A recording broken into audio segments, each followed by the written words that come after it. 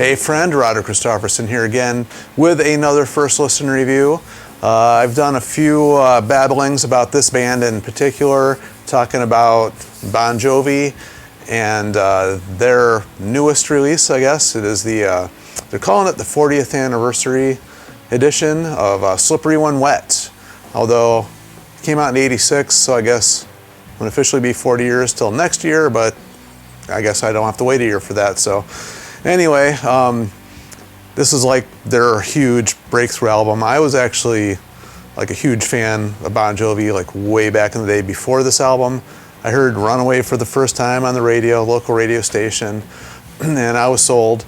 And, you know, I got the first album, and it's one of those rare ones that I played so many times that the needle wouldn't play on the record anymore. It would skip right across a few of the songs because I played them so many times. Really love that album. I actually have played Runaway in a couple different bands. One of the first bands I was in, we actually did the song Roulette off of that album. And then, you know, everybody knows 7800 Degrees Fahrenheit, which to me is not one of their best sounding albums as far as the guitar sound. The guitar sound, that one really kind of bothered me. But when it came to this album, I actually remember, before the album came out, hearing You Give Love a Bad Name for the very first time and remember exactly what I was doing, where I was. I was actually just gotten my driver's license shortly before this. Driving down the road, was out in got a road trip with a few friends. We had just had the radio on, and You Give Love a Bad Name came on, and they didn't announce who it was. I'm like, holy crap, what is this song? And I kind of realized halfway through, sounds like Bon Jovi. And sure enough, you know, and the DJ got on the radio, announced that's who it was. And this album was huge. I mean, if you were around and lived this, it was huge. We all know that there was that alternate album cover that they had that they were advertising it with at that point in time, but ended up being was a garbage bag with, you know, spray bottle of water and him, John, signing writing Slippery When Wet in it, and that's what ended up being the album cover. It's iconic. It's weird how something like that could happen, but yeah, at the time, I mean, there wasn't a whole lot bigger than Bon Jovi, really. They were just huge, and I was sucked in. I was actually one of those guys. I still like Bon Jovi. Not a lot of the stuff he's been releasing in the past many years actually doesn't do a whole lot for me, but this one did. And I was kind of, when I heard originally that they were doing this, I was hoping it was going to be like a big box set and like a big, you know, multi-disc thing, you know, like they did with a self-titled. You know, the New Jersey thing they did a while back was pretty cool. So when I saw that it was just 2 discs, and really the second disc isn't even like a full disc, it's only 7 songs, I was like, well, that's kind of a bummer. And I usually go right to the bonus tracks when I get these types of things. I usually go right straight to the bonus stuff and listen to see what's going on. This time I didn't actually do that because I wasn't really too excited about the bonus stuff. I was really bummed. I'm like, why? I know there's extra songs. I know there's demos. I know there is, because I have bootlegs and I have a ton of stuff from Bon Jovi that I've collected over the years that were from these sessions, songs they didn't use, the completed songs that they didn't use, and demo stuff. I've heard it. I've got it on other stuff, and why they didn't include it in here or anything else is just weird. I was hoping to get something, you know, that I hadn't already gotten. There is a couple things on here that I don't already have, just a couple, but overall, you know, 7 songs, and half of them I actually have on other stuff. But even though they say it's previously unreleased, technically the Living on a Prayer was in the Thank You Goodnight soundtrack, if you want to call it that. They didn't really release anything for that, but I guess on CD this is the first time it's available. But the Wanted Dead or Alive thing is just the B-side of one of the singles. I can't remember which one right off the top of my head now. So I'd heard that before, and a couple of these live things I had actually heard. So I mean, the Raise Your Hands extended mix I had not heard before, so that was new and that was interesting to hear. But I think I'd heard everything else at least at some point.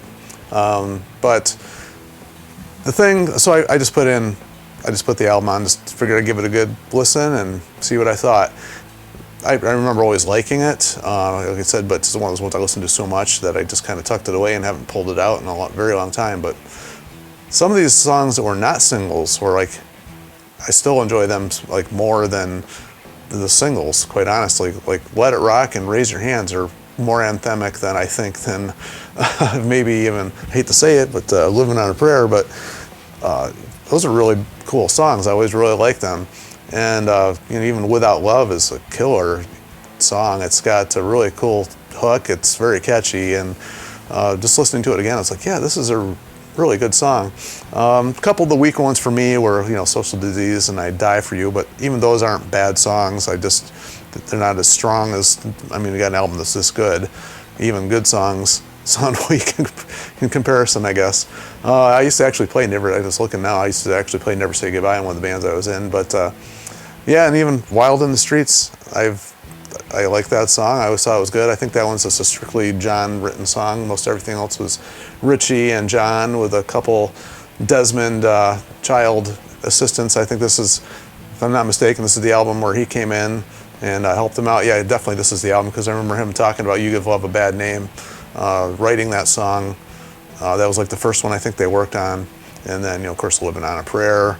Actually, Without You is written with them too. But anyway, yeah, I don't know. I was really impressed with how it sounded and how this album has actually stood up the test of time. At least I think it has.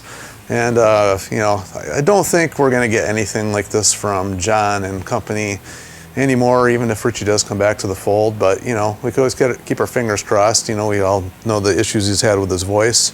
Don't know if that's, you know, the surgery, if that's ever going to be back to normal again, or what it's going to sound like actually. But even the songwriting style has changed so much over the years. I don't expect anything to come, you know, close to the anthemic stuff like on here, but who knows? You know, maybe he'll write something even completely different from all of that, and we'll all be blown away. But who knows? I like John. I like the stuff he's done, but this was like where it was at for me. I'm sure millions of other people. But anyway, that's my little rant and review. And as always, I welcome people to share their stories, what they think of it, how much they loved or hated this thing. You know, I'm sure not everybody loved it, but you know, I did.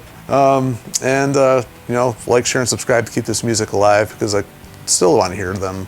Maybe they can dig back into like 7800 Degrees and maybe remix that one, give it a little tweak in, and make that one sound a little bit better. I would, because there's some good songs on there. It's a heavy album, actually, probably one of the heaviest ones they ever did. So who knows? Maybe they'll squeak something like that out at some point. But who knows? Like I've said, who knows, like about 12 times. So if you guys are doing a drinking game, you're probably pretty hammered right about now. I'll just leave it at that. Until next time, we'll see you.